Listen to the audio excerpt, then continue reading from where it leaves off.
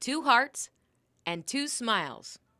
2 little girls that this mom and dad almost never met. They were going to be born and they were going to die during birth.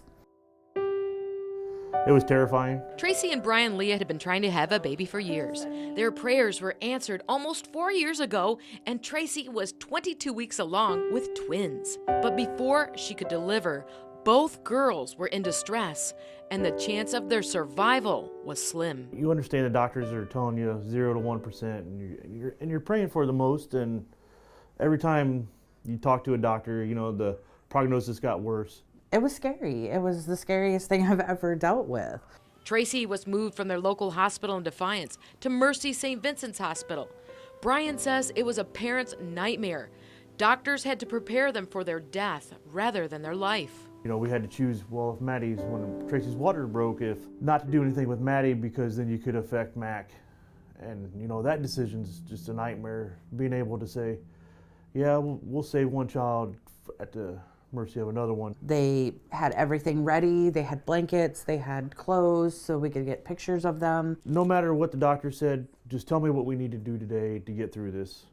And that's all we did. And then we started, you know, we pray every day. And thanks to the neonatal team at Mercy Children's Hospital and those prayers, the girls were stabilized long enough to make it through those critical last few weeks. Tracy and Brian were clinging to their new little family and found a close sanctuary here on the hospital's campus, their new home away from home. When they initially get here, they're scared, they're tired, they don't know what to expect, unsure what the outcome is going to be.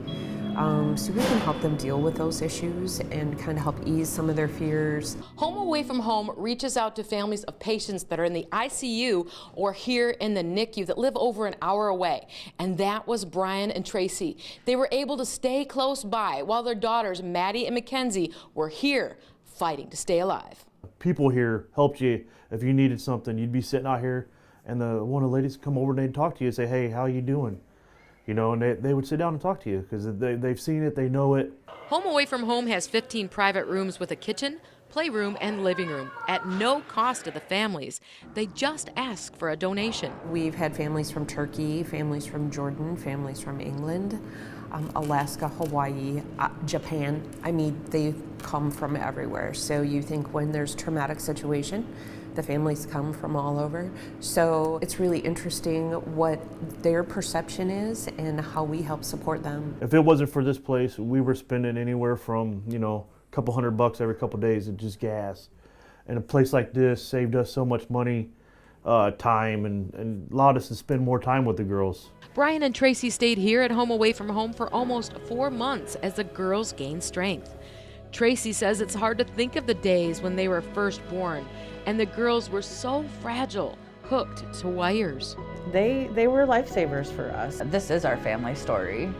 Yeah, my husband, I love him. We've had a great relationship, but how we've ever went this long without them, we still can't figure out. They are our story. They're our happy ever afters. Kelly Heidbreder, WTOL 11.